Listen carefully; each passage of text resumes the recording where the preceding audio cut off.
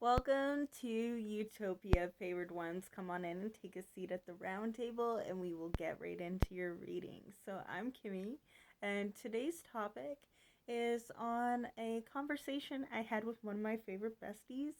And the subject came up of an old movie, and especially the quote of build it and they will come, because that was the whole motto of Field of Dreams that came out in 1989. Now, you could have graduated then, you could have been born then. That could be a extra indication. It doesn't have to be in order for this message to be for you, of course, and this is timeless. Goes without saying that inside of the movie there was angels that kept sending a message to build a baseball field. Spoilers, but build a baseball field um, inside of the middle of a cornfield. Like they had to tear down their harvest. So you may have to restart from scratch. You could have had a gone through and got a degree and decided that you wanted to scratch that. That is not my uh you know main goal in life. This doesn't spark joy for me anymore. I'm switching lanes. Maybe you were a dancer and now you're a rapper, or maybe you battle rap before and now you really getting scrappy and wanted to throw fists for real. Real fisticuffs out in the street at dawn. Um, but or maybe you decided that you wanted to move on from being in a field of like working day to day on machines, and decided that I would do better as a professor, and people in your trade really may need that at this time. Someone who's willing to pass down the knowledge and the wisdom. I really feel like you aren't gatekeeping that. Now, back to some more of the references from the movie. Uh, of course, uh, corn. So you could be dealing with fertility.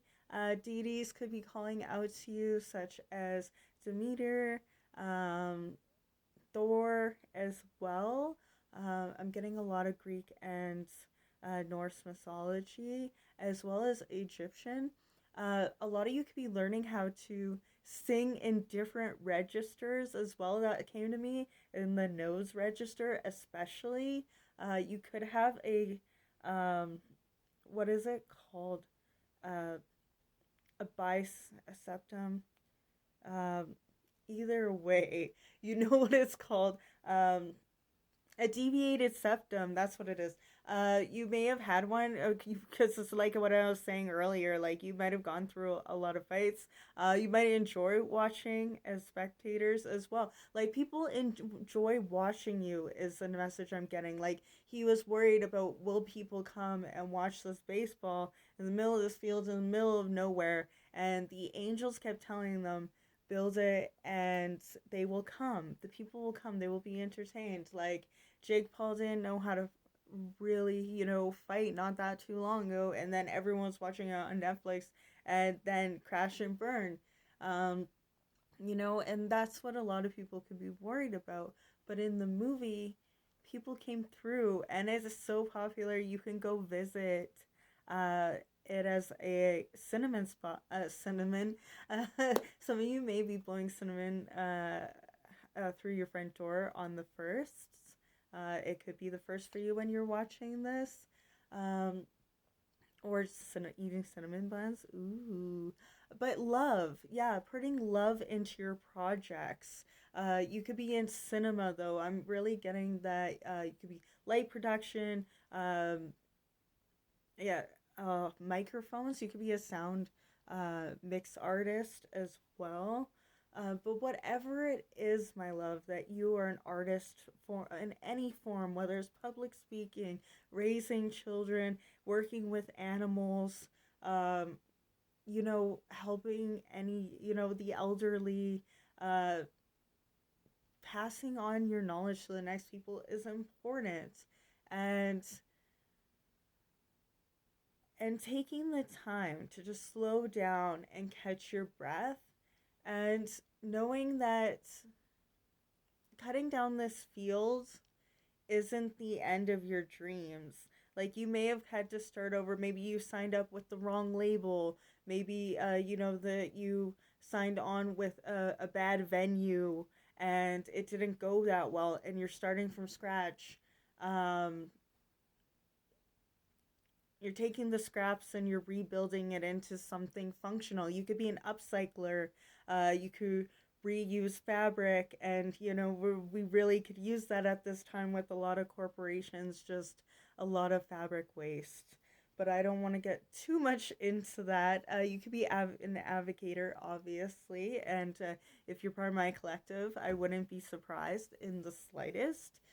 And yeah, in the movie, they were told to like break it down and shut it down. And maybe you had to rewrite a test um, multiple times. Maybe you had to, like, whether it's your driver's license and stuff like that. This doesn't make you any less worthy. That just, you needed more time to prepare. And whether or not this means you're a late bloomer and maybe you didn't get your high school diploma right away, maybe started being a mother or a parent earlier on, a parental figure earlier on, and now you're rounding back to take care of you, and cutting down the field of corn. It's reminding me of um the sister what are the three sister grains. I don't think it's grains. I forget the harvest, the three sister harvest. Oh, someone out there is gonna know exactly what I'm talking about. But it's like beans, like looms, corn, and one other, and it really works together. So I feel like there's a lot of collaboration energy that's coming from there, and teaching others, like, yeah, especially with the indigenous that taught how to grow corn and how to use maize properly. And you could be learning your background as well. You know, take the time, build it. Um, but also, I feel like you're keeping it on the download. Like dreams, you're keeping them in the cloak of the moon.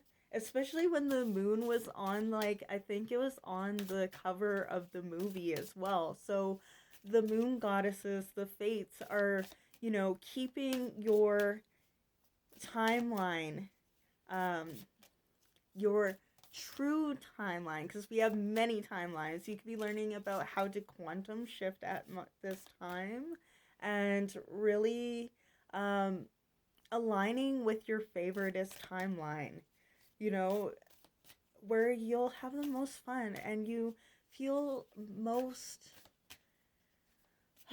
radiance, just feeling most you, like feeling very Alice today, if anything. Um, but yeah, especially with the messages here with Ragnarok, Ouroboros, um, Ouroboros doesn't get any more Ouroboros until he finishes his Ouroboros. So yeah, you could be punny, you could be a comedian. Oh yeah, it reminds me with like, oh, what's his real name? But he was like Dr. Chow inside of Hangover, but he was originally a doctor and he gave it up to be a stand-up comedian. And now he has his own Netflix thing. So I feel like you're very successful, beloveds. And let me get one card here before the time is up, because it's like 9 minutes. 35. So you could be 35 or going, getting your connection and redivining your DNA here. And it's giving Ariel. So, like, Disney as well. 35. So number 8, you're infinite. All the thresholds of the fate are at your bend. I was just saying the fates, right? Like, they're at your beck and call. You're deciding which timeline and what you're going to intake and allow into your life, and that's reflecting out. So keep reflecting out that beautifulness within you and intertwine with those who are going to raise you up instead of tearing you down. It's self compassion over self esteem. So remember to eat, hydrate, rest, and have fun, favored ones. Bye.